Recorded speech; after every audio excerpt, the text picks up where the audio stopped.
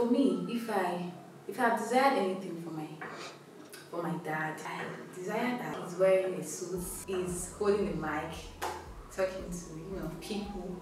Even when I was an undergraduate in the University of Benin, they called me one day and told me that the house fell because where they were living was broken already. So they were just managing.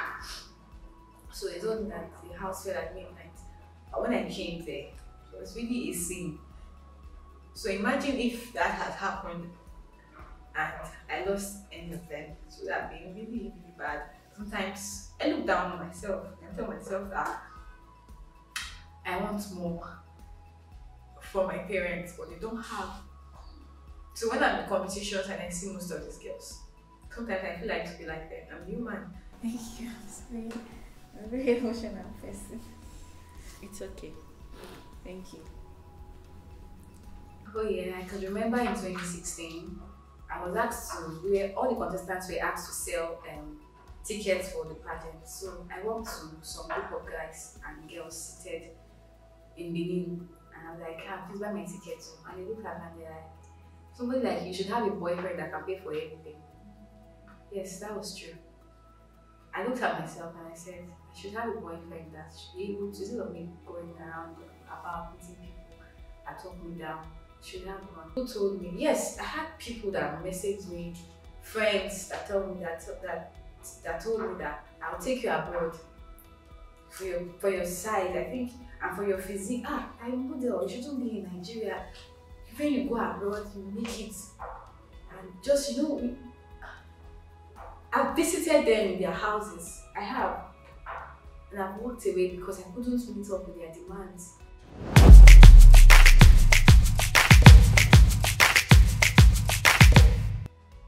25-year-old Lydia Okojie is a graduate of accounting from the University of Benin, Uniben. After a video of her went viral recently where she rocked a convocation gown to meet her dad at his mechanic workshop, Legit TV decided to have a chat with Lydia to talk about her challenges while growing up, challenges she faced in school, and what she's doing at the moment. Shout out to the man behind the camera, Monday Idara. I'm Dolapo Amodeni. Keep watching Legit TV. My name is Lydia Okojie. I'm from Esa Northeast. I graduated from the University of Benin, where I studied accounting education, baker, a model, an event host, and what do I do? I think I do everything. Okay, that's good to know. How would you recount your experience in school? What was it like being in University of Benin? University of Benin. Well, it was really challenging, though some parts were fun-filled. But then again, regarding to the fun aspects, which was nice, but the financial aspect was one that really needed me to do extra so I would be able to pull through school. So I had to do a lot, knowing where I come from, knowing that from such a background I need so much positivity and so much energy to pull through and not to give up at any length. But how was it like financing your education? Okay, where do I start from now? Well, owing to the fact that my daddy and my mommy do not really have a very like say big means of providing basic needs like that. So they were okay. My mom was a petty trader where she sells Zobo drink. She hawks it around New Benin market, and my daddy is a mechanic. So he does speak Guild 504 and Japanese. So as at that time when I was born, we had it all. He was working for IDSL, where he was in charge of cables and all that until he I think he lost the job or something. So ever since that time, things wasn't so good for us. So I started my education I left private school in primary 3. So from primary 4 all to SS2, 3, I was in public school, and it wasn't so easy for me then because after I finished from school, I'll have to go and sell because my mommy puts this small portion of Zobo drink that I have to go and sell. So the money wasn't coming. Money wasn't coming. Sometimes we don't even eat. Sometimes, if Gary the blind eye, but don't blind my papa eye sense. But then again, he's someone that is a very happy person. So no matter how small, he tends to go one way and prefers his kids to eat. So the finance for my schooling didn't really come so easy. But thank God for my daddy, my mommy, and the little I could do to as well support them. I was able to, get it right in school. Well, I remember one time that my mom used to buy just head of fish at the market. So strictly head of fish, that's what we used to cook soup. That's our luxurious food. So I also remember back then when we were still young, they never had it all. My dad would just say, okay, Gary did just buy me banana, 50 naira, 100 naira, just eat, do you understand? So, and he's happy. But the truth is that he made them understand that no matter where we come from, no matter how things are, we are in it because this was what God wanted us. What were those expressions that you read from your mom when you guys are supposed to eat something but you do not have? Well, for my mom, I feel like she deserved more and she would want more for her kids because she's someone who's really hardworking and very resilient. So my siblings are about 4. I have 2 other brothers and 2 other sisters. Yeah, I have a last baby of about, my baby sister, she's 8 years old. So I feel my mom, she wants more for herself. She wants a better life. But she has to do what she has to do by selling Zobo drink to help her husband to feed her kids. It wasn't really easy. I remember one time when she went to sell Zobo drink and she fell and all her leg was spilled and was bleeding. She came home. I don't know how she did. It was very disastrous, like very bad. And I remember one time again where I went to sell. The governor of the state abolished child labor, and they said any child that is caught hawking will be apprehended. So unluckily for me, that day I went to sell Zobo drink, and this bus was passing, and the next thing they carried me. I was very small, and my parents couldn't find me. As at the time I was supposed to come back home, which was like 5 p.m. to 6, I was not home, so they were worried. She went back to the market to ask, and they told her that maybe she will go check police station whether it became dead there, and if she's lucky enough, she might find her child there. So that's how she found me, by the side of the counter with my small Zobo drink. I was so small and so scared, but she was happy that at least she found her child. And that was one thing that I really saw from my mom, that in as much as she gives me those things to go and sell, it's not what she wanted. It's not what she would ever want for her child. And I feel like my mom is very amazing and my dad is just super amazing. So both of them, I've been able to let them know that they've done well for themselves and I can help them excel as well. What were those little things that you did in order to support your parents? Well, in school, I started beauty pageant because I've always loved Idara. So because I went to a public school, I could not, they don't do that. They don't do social events like that in public school. So immediately I got into the university, I just told myself that I think this is the time for me to shine my light. So the first pageant I won, it came with money. And so with that money, I was able to pay for my hostel accommodation and buy my books. So that relieved my parents of some financial expenses. And I also do events and hosting. So I do red carpet interviews and all that. So those money, I was able to, my mom taught me how to save more than spend on luxury. She didn't tell me that luxury is not good, but there's some things that you need money for. Because luxury is something that you can always achieve anytime. But for your needs, I think you need to save more. So during my school year, I was able to save money that is enough for, and my school fees was not so expensive. I think it was about 12,400 until it was increased by 1,000 naira. I think around when I was in 300 level, so that I paid 13,400 aside my hostel fee and my school fees. So I didn't really pay so much money at my school. So that's all. Alright, so the pageantry, how much was your winnings? Okay, my first pageantry was in 2016 when I won Miss Photogenic. Yes, came with cash. The second one was Edo State Top Model. That one came with a little cash for some kind of popularity. Then my other one was Miss Motivational in Lagos. A little cash as well. And then another one where I had to present my faculty for another competition within school over against the Faculty of Pharmacy, Education Against Pharmacy. So I won and it came with fridge. So those things I used them for myself and all that. So when I go out for red carpet hosting, I get paid too, and I use the money to get my books and support my siblings. For me, if I desired anything for my dad, I desire that he's wearing a suit, he's holding a mic, talking to people. I want him to I've always wished to have a dad that if he's a CPF governor, I don't even mind. You get so, but it wasn't like that for me. I cannot really read well, I cannot really write well.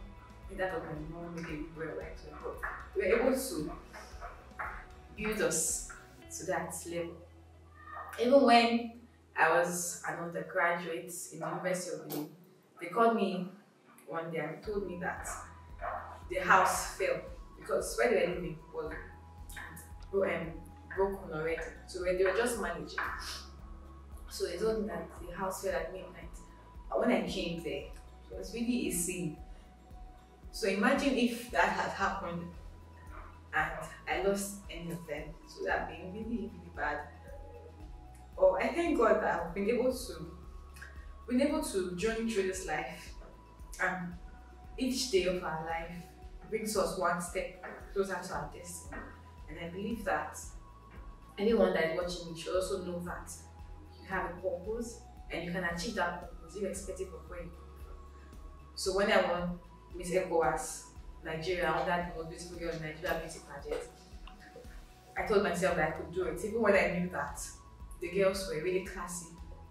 I've never met such girls before. They came from outside the country, from Canada, from... Sometimes I look down on myself and tell myself that I want more from my parents, but they don't have. So when I'm in competitions and I see most of these girls, sometimes I feel like to be like them. I'm human. I feel like I should wear this expensive look too. But where I come from does not define me. But rather, it builds me to become a better version of myself. So I own it. When I'm on stage, I own it all. I remember my mom was watching me.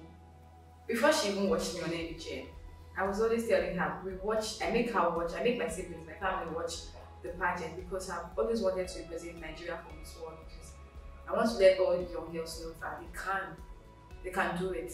They do not have to give in to any negativity. They do not have to give in to anybody telling them, you have to do this first before I give you this first. I never gave in to anybody or anything. My mom told me, I don't think you can. Come on, look at the girls there now. I told her that I can. And whenever I talk to her, I'm always seeing the crack on the wall. And I tell myself that this crack on this wall, I do not want my parents to be living here. The rain drops, it drops on us. We have to put a bowl of water and a bowl there. So when it drops there. So when I'm on pageantry ground or when I'm on beauty set, I tell myself that I can. My beauty that God gives to me is not for people to just say, oh yeah, beautiful girl now. But it's for me to be able to touch life and impact life with it. And let the world know that beauty comes with a purpose, and until that purpose is actualized, you are not fulfilling your assignment. We see lots of girls, let me take it this way, we see lots of girls who do, in quotes, runs. Were you not for one time in your life ever tempted to go into such direction? Oh yeah, I could remember in 2016, I was asked to, all the contestants were asked to sell tickets for the pageant. So I walked to some group of guys and girls seated in Benin, and I was like, please buy my ticket. And they looked at me and they're like, somebody like you should have a boyfriend that can pay for everything. Yes, that was true. I looked at myself and I said, I should have a boyfriend that should be able to, instead of me going around about meeting people that talk me down, I should have one. But again, I said to myself, I don't think I need it. Everything I want is in Christ. And as far as I have Christ, I have it all. So I told myself that I can. I had a lot of persons telling me that I'll pay for this, I'll pay for that for you, but you just have to give us your body. And the truth is that I always come back to my mom because I feel she's more experienced than I do. Even if she's not so exposed to the society that we are today. And she'll advise me. I have my friends, they collaborate with me to get things done. I have her. My friends that make my clothes, they just say, if you win, it's everyone's glory. So make my clothes. My sister is a makeup artist. My hair. So I collaborate with my friends to get things done. So there is always a way out. Like, do not have to pass through the shortcuts to excel. You can always be that person that God has destined you to be. And if that is your position, you will definitely get it. Did you at one time also get mocked by people or by friends? If you had just gone one night with this person, you wouldn't be here saying we should help you with this. Have you ever had that experience? Well, let me start from when I was 7 years old. I used to run away when I see my classmates because they never wanted me to be in their circle. I wasn't part of their class and I felt down and bad about myself. Sometimes, if I'm the first person to see them and I'm carrying Zobo in my head, I run. I just drop it and maybe hide somewhere. That's how I was back then. Because I was very skinny. I didn't grow up puberty on time. I wasn't so attractive to men at that time, but I needed to be in one cycle where you have friends that just. I never had that. And even while I was still growing up, people told me, yes, I had people that messaged me, friends that told me that told me that I'll take you abroad for your size, I think, and for your physique. I'm a model, you shouldn't be in Nigeria. When you go abroad, you make it. And just, I've visited them in their houses. I have. And I've walked away because I couldn't meet up with their demands. And I'm like, I feel there's much more for me to do for myself. I've met the men. I've met them. They told me, we can invite you over. We can help you out with your visa. We can help you out with everything you want to do your pageantry. But you have to do this thing. And let them know that I'm different. Walking majestically to meet your dad at his workshop. What prompted you, to take that step? I'm daddy's girl. And I love my dad so much. I know how hard it is for him. I never wanted to disappoint him. So immediately I graduated from school. I was not able to convocate that year. So it was during my service year that I was called that our convocation had been fixed and all that. So I told I came to Benin for my convocation, and after the ceremony in school premise, I just told my friend that, please, can you come with me? I want to go and see someone. And she was like, who? I said, don't worry, just come with me. So I called my dad. Hello dad, where are you? He said, he did workshop. So I just went to meet him and he was so surprised to see me. Thank you. I'm sorry. I'm a very emotional person. It's okay. Thank you. So when I told my friend that I was going to see my dad, or when I told her I was going to see someone, she didn't object to it. She followed me. And I called my dad, Daddy, where are you? And he's like, I did workshop, anything. I said, don't worry, I did come your place. So that was why I went there. I was so happy to see him. He never went to school. I'm not sure he had ever worn graduation gown. So I had to wait on him. I want him to feel it that he has sowed a seed, and this seed that he has sowed has germinated and grown into this big tree, and so he deserves everything good. I just need to let him know that it's going to get better something, and it's just the beginning. And he was so happy. He was so filled with joy because he's been rejected, he's been frustrated, and I'm like his hope. I'm like his everything. I couldn't afford to disappoint him. And most times he told me, Lydia, please just try so that at night I no go dey chop for ground. I understand what he means. That no matter what I do, I shouldn't give in to social vices, but I should be a better version of myself. So every day I have that as my motivation, not just for myself, not just for my family, but to every young lady, every young guy watching me right now, to let you know that you can be the best of yourself. So that was it for me. That was why I went to celebrate my dad. And we did not cook rice to eat. The food we had was just wearing my daddy to graduation gown. So, looking at how you started and where you are now, what are your plans for the future? Okay. I might not have been able to attain all I have desired, but I believe life is a journey.